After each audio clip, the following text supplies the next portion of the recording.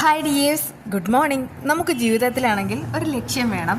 ആ ലക്ഷ്യം നമ്മളാണെങ്കിൽ എഴുതി വെക്കണം. എഴുതി വെച്ചിട്ട് എല്ലാ ദിവസവും രാവിലെ ഉണരുന്ന ആ ഒരു സമയത്ത് തന്നെ എടുത്തു നോക്കുക. അപ്പോഴേക്കും നമുക്കൊരു മോട്ടിവേഷൻ ആവും, ഷുവറാണ്. എന്തായാലും നമുക്ക് പുതിയ വിശേഷങ്ങളിലേക്ക് നോക്കിയാലോ. അങ്ങനെ ഇസബെല്ലയ്ക്കും കെവിനും പിന്നെ അവളുടെ പാപ്പനും ഈ മൂട്ടിൽ തീ പിടിച്ചതുപോലെയുള്ള ഒരു അനുഭവമാണ് ഉള്ളത്. അതിന് കാരണമുണ്ട്.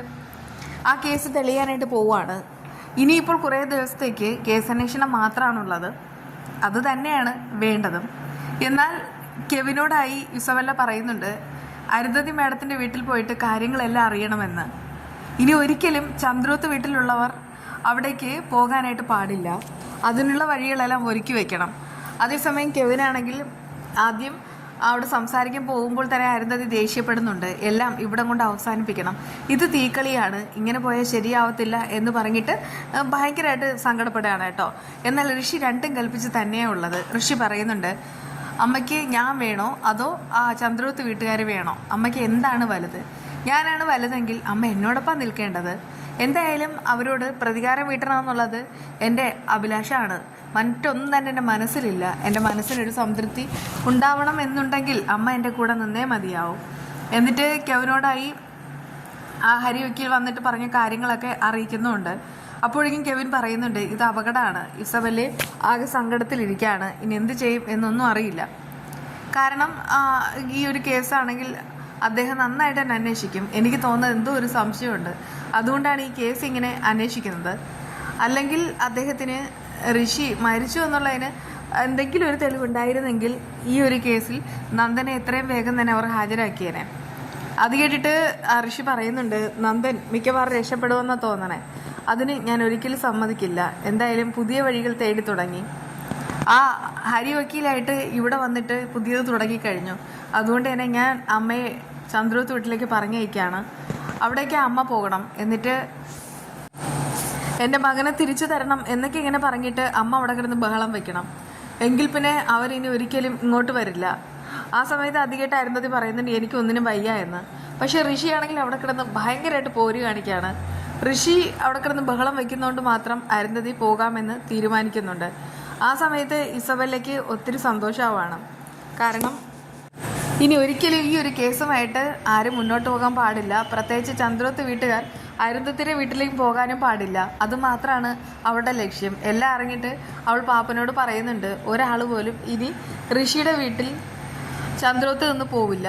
അതിനുള്ള കാര്യങ്ങളെല്ലാം ഞങ്ങൾ ചെയ്തിട്ടുണ്ടെന്ന്. പക്ഷെ കെവിനാണെങ്കിൽ അവിടെയില്ല ഇവിടെയില്ല നിൽക്കാണ്. അവനറിയാം അവസാനം അവൻ്റെ ഗതി എന്താവുമെന്ന്. ഇതിൽ കൂട്ടുപ്രതി എന്ന് പറയുന്നത് കെവിൻ തന്നെയാണ്. കെവിൻ ഉള്ളതുകൊണ്ടാണ് ഇത്രയേറെ മാസ്റ്റർ പീസിൽ അവർക്ക് എല്ലാവർക്കും നന്ദനെ തുലയ്ക്കാനായിട്ട് പറ്റിയത്. നന്ദനാണെങ്കിൽ പേടിച്ച് കുറച്ച് നിൽക്കുന്നുമുണ്ട്.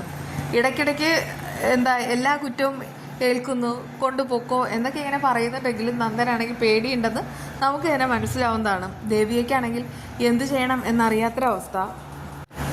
അരുന്ധതി വരുന്ന സമയത്ത് പ്രഭാവതിയാണുള്ളത്. പ്രഭാവതിക്ക് അരുന്ധതിയെ കാണുമ്പോൾ തന്നെ പേടിയാവുന്നുമുണ്ട്. എന്തായാലും ആദ്യം അരുന്ധതിയാണെങ്കിൽ അവരെ കുറ്റപ്പെടുത്തിയാണ് സംസാരിക്കുന്നത്. പ്രഭാവതിക്ക് അവരുടെ മുന്നിൽ നിൽക്കുമ്പോൾ താനാണ് ഒരു കുറ്റവാളി എന്ന് തോന്നിപ്പോവാണ്.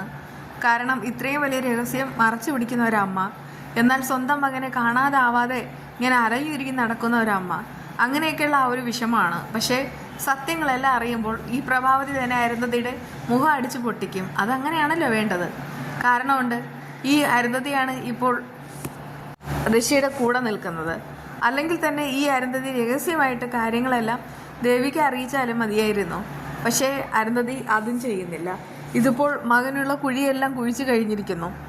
ഹരിവക്കീൽ രണ്ട് കൽപ്പിച്ച് മുന്നോട്ട് പോവുകയാണ്. ഈ കേസിൽ നന്ദന് ഇൻവോൾവ്മെൻറ്റ് ഇല്ല എന്നുള്ള കാര്യം അദ്ദേഹത്തിന് മനസ്സിലായി. വീണ്ടും പ്രഭാവതിയെ വിളിച്ചിട്ട് ഹരി പറയും, എനിക്കാണെങ്കിൽ പ്രഭാവതിയോട് ഒന്ന് സംസാരിക്കണമെന്ന്. എന്തായാലും മകനെ രക്ഷിക്കണമെന്നുണ്ടെങ്കിൽ ഞാൻ അറിയാത്ത നിങ്ങൾക്കറിയാവുന്നതായിട്ടുള്ള ആ ഒരു രഹസ്യം എന്നോട് പറയണം. താനാണെങ്കിൽ ആ ഒരു രഹസ്യം സിദ്ധുവിനോടോ ദേവികയോടോ ആരോടും പറഞ്ഞില്ലെങ്കിൽ അത് വേണ്ട. പക്ഷേ താനൊരു അമ്മയാണ്.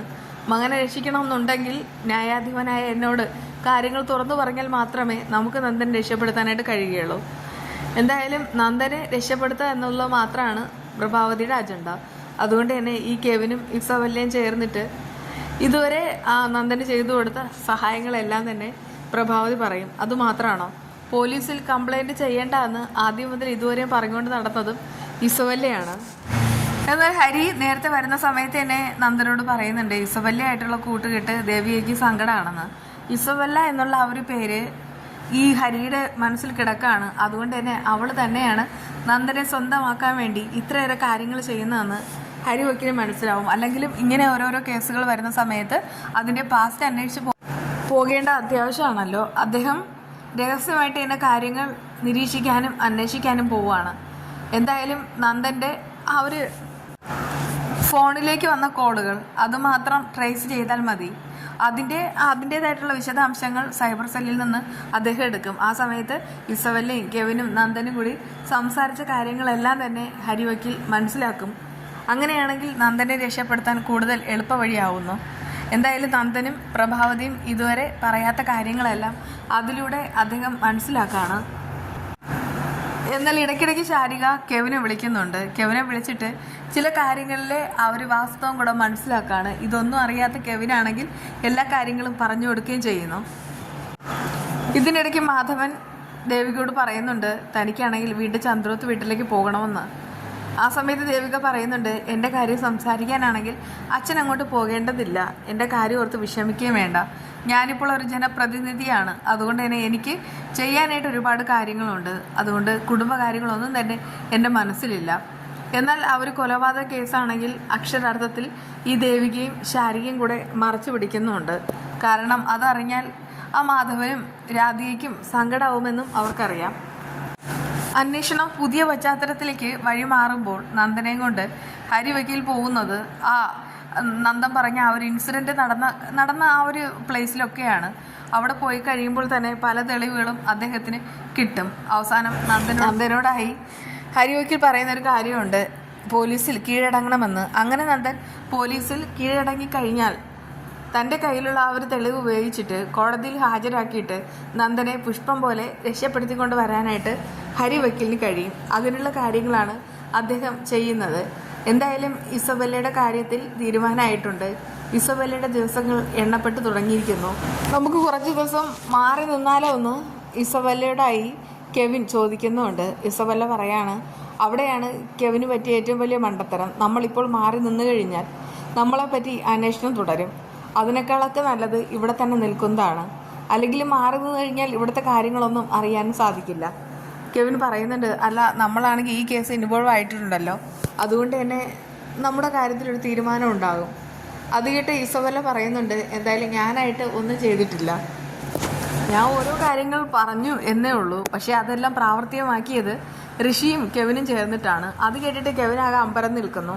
ഇവൾ തന്നെയും ചതിക്കുമെന്ന് അയാൾക്ക് മനസ്സിലാവാണ്. കേസ് അന്വേഷണം തുടരുന്നു. ഉടൻ തന്നെ അതിൻ്റെ പൂർത്തീകരണം ഉണ്ടാവും. വിശേഷങ്ങൾ ആയിട്ട് വീണ്ടും കാണാം. എല്ലാവരും വളരെയധികം ഹെൽത്തി ആയിട്ടിരിക്കുക, സന്തോഷത്തോടെ ഇരിക്കുക. ബൈ.